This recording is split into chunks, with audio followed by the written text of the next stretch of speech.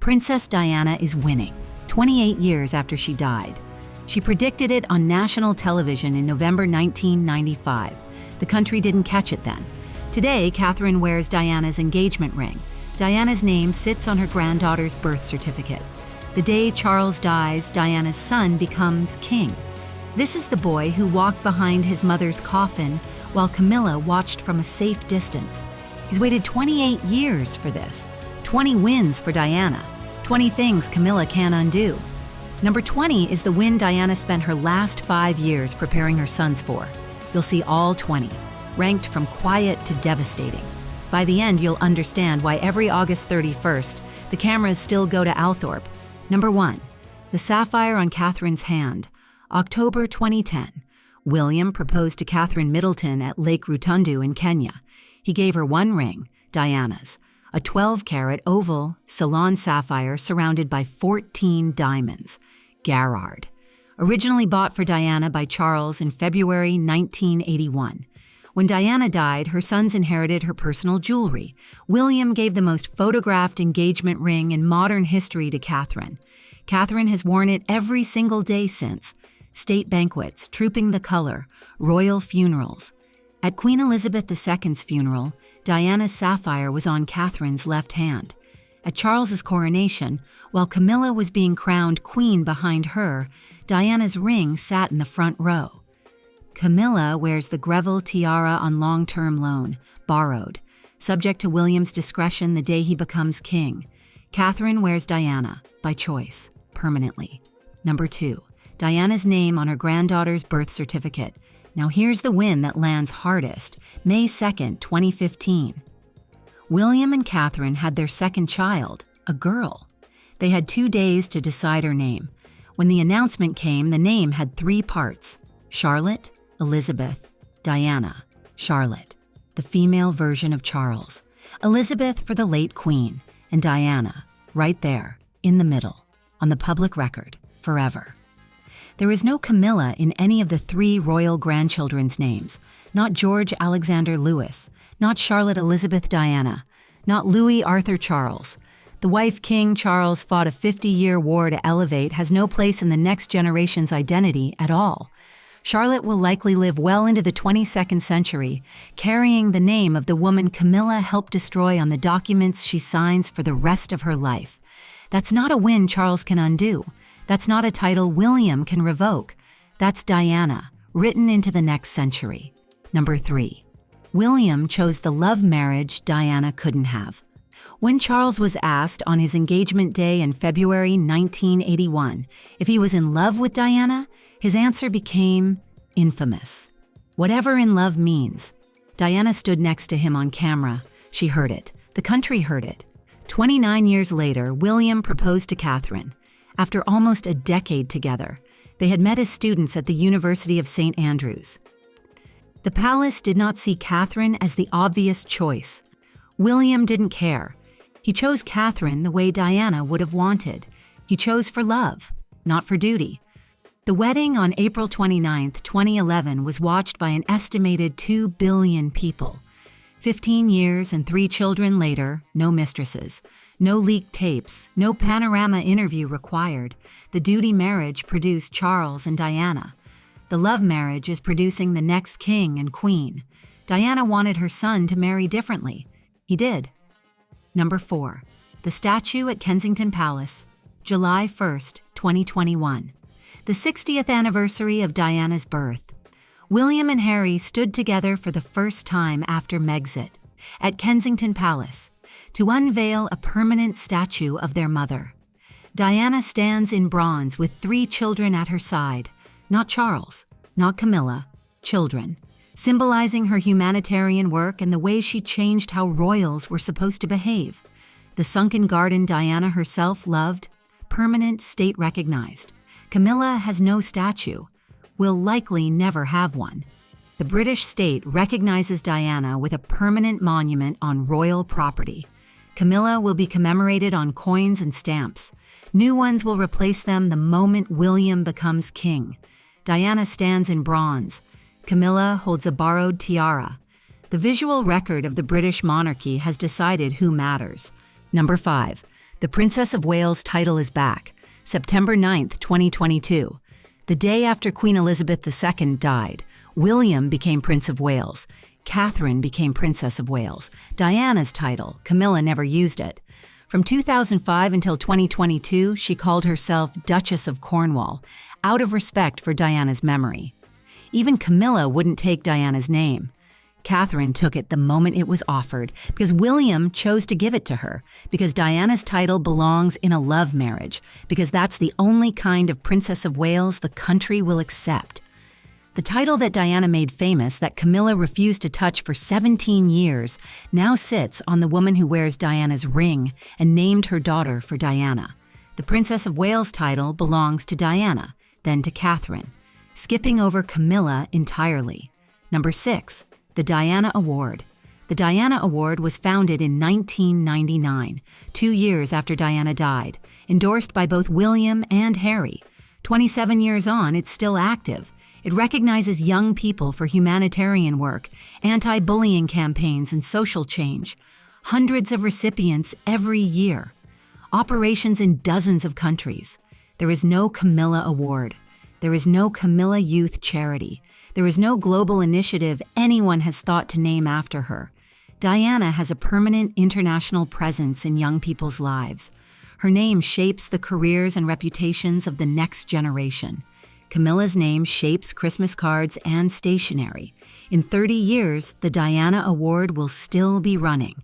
Camilla's name will be a footnote. Number 7.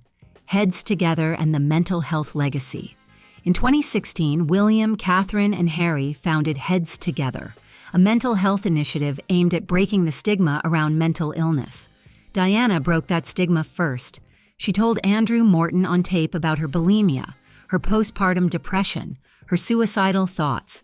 Royal people didn't talk about that in 1992. Diana did. Heads Together became a cornerstone of the family's modern work. 20 years before mental health became mainstream royal territory, Diana made it speakable. Camilla's signature causes are literacy and animal welfare, both worthy. Neither carry the moral weight of Diana's most personal fight. When the family wants to be seen as forward-looking and real, they invoke Diana's playbook, not Camilla's. The royal family runs on Diana's playbook now, period. Number 8, the Royal Foundation Center for Early Childhood. Catherine founded the Royal Foundation Center for Early Childhood in 2021, dedicated to the first 5 years of a child's life. Her signature project, her thesis, her work. It builds directly on Diana's playbook. Diana visited children's hospices before the palace approved. Catherine pushed early childhood work onto the agenda before any other royal would touch it. When Catherine appears at the center, sleeves rolled up, sitting with toddlers, making them laugh, she's doing exactly what Diana taught the family was royal work. Camilla has the title. Catherine has the cause. The work that defines the modern royal family is being done by the woman channeling Diana, not the woman who replaced her. The intellectual architecture of the next generation of monarchy is Diana's. Catherine is the one bringing it to life. Number 9. Catherine's fashion echoes Diana's iconic looks.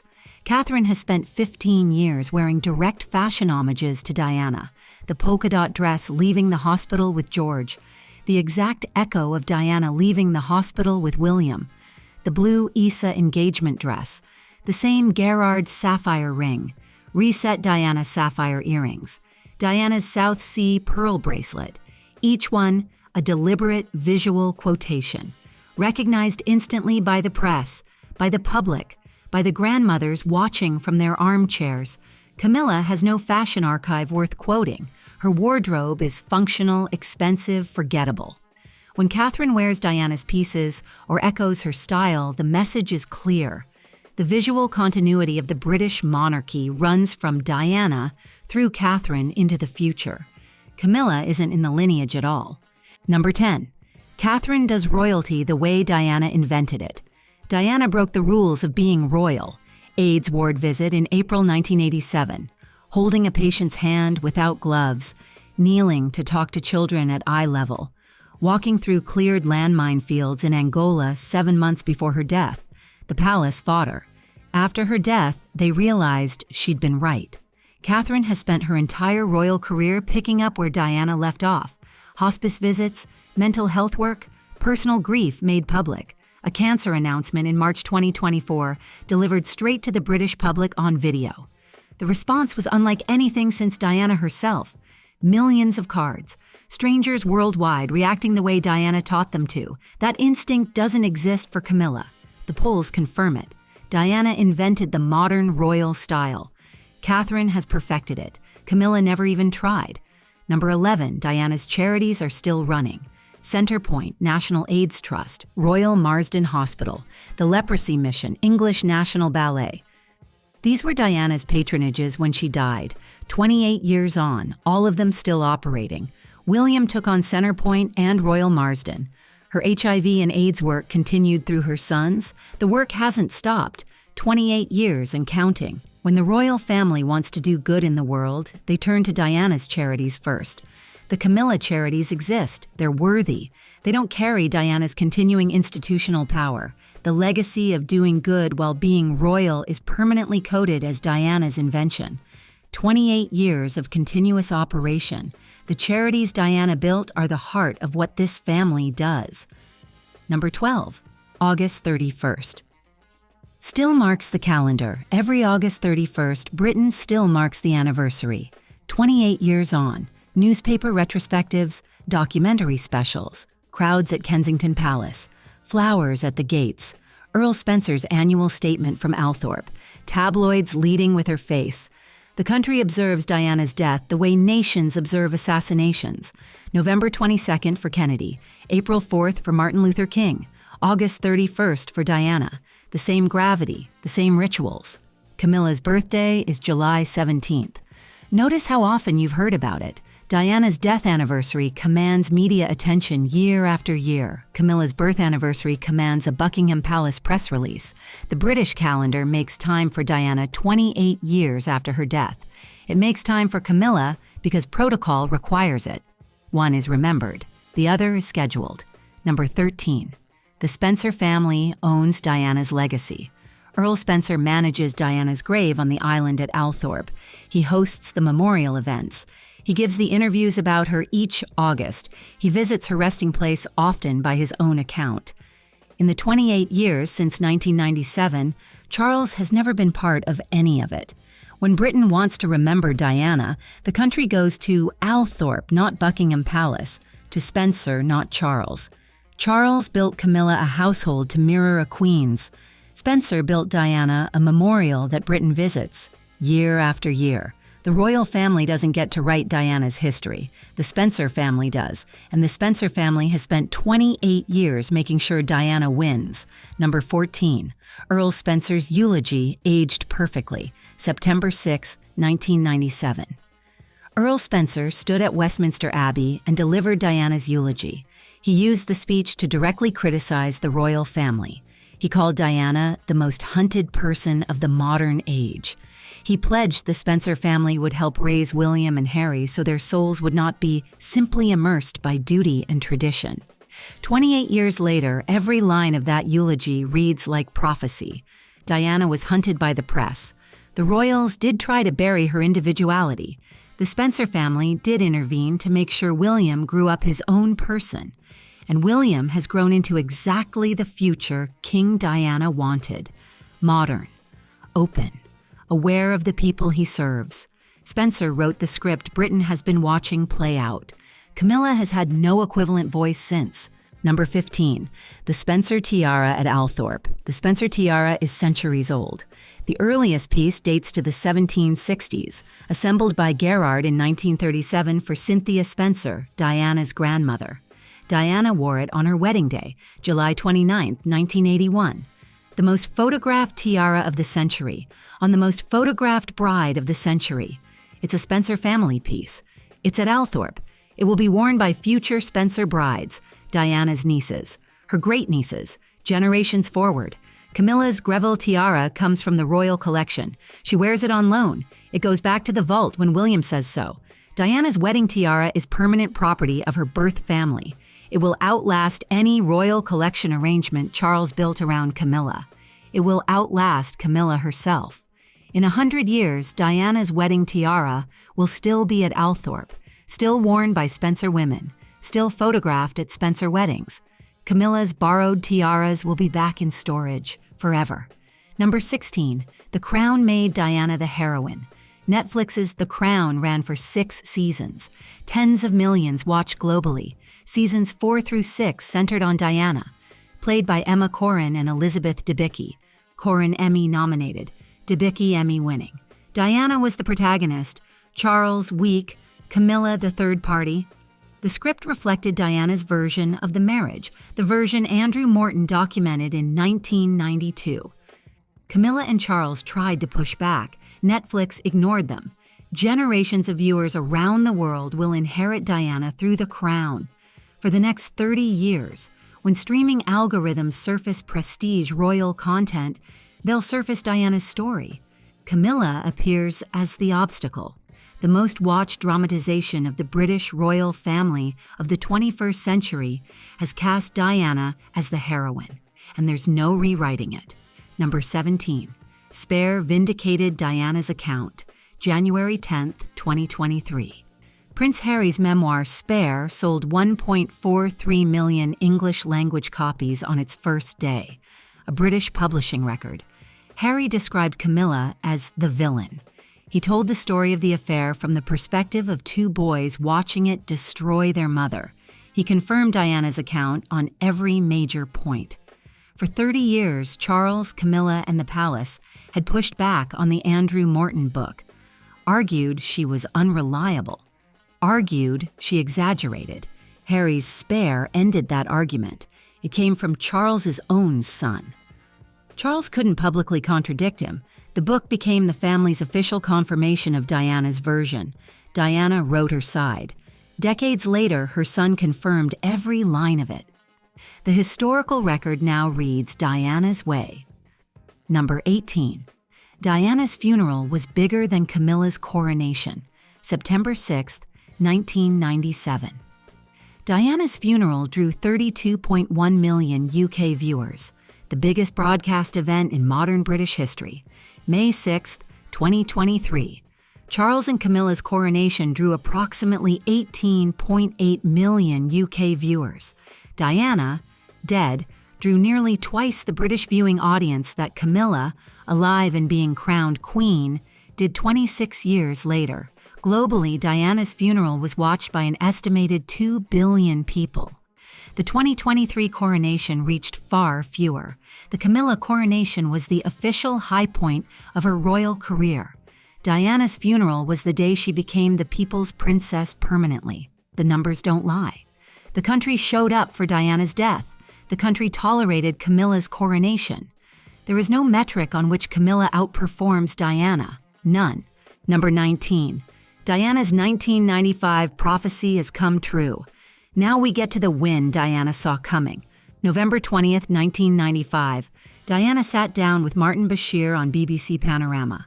23 million people in Britain watched.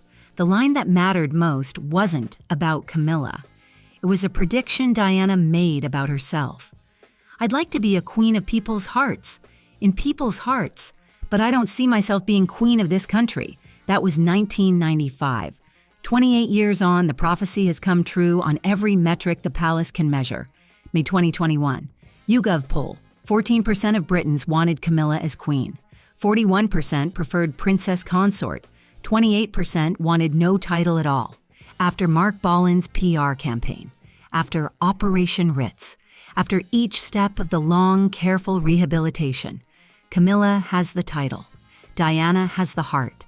Diana said it on national television. Britain proved her right. The verdict is final. Number 20. The final win comes the day Charles dies.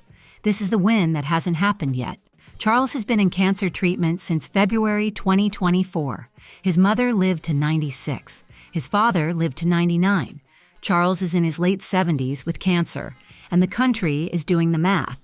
Robert Jobson on the BBC and in the Royalist Substack has reported through 2025 and 2026 that William's court is preparing for the transition with visible urgency.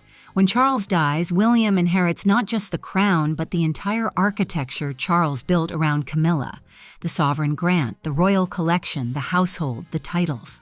The companions replacing the older ladies-in-waiting structure. All of it sits in William's hands. And through William, Diana redistributes it her way. The boy who walked behind Diana's coffin will sit on the throne next to the woman who wears Diana's ring, who named her daughter for Diana, who does royalty Diana's way. This is what Diana spent the last 5 years of her life preparing her sons for. The day Charles dies isn't the end of Diana's story. It's the beginning of her reign through her son and her daughter-in-law. Diana has been waiting 28 years for this win. She's about to get it. The country has been waiting too. 20 wins for Diana and 20 things Camilla cannot undo, from the sapphire on Catherine's hand to the eulogy still aging like prophecy, to the prediction Diana made on national television in 1995 that just came true. Camilla collected the titles. Diana collected the country. The biggest reversal of all is coming the day Charles dies, and it has Camilla's name on every single line. Click here to find out exactly how Camilla is finally getting what she deserves, and why every single one of these 20 wins becomes Camilla's reality the moment William walks into Buckingham Palace as king.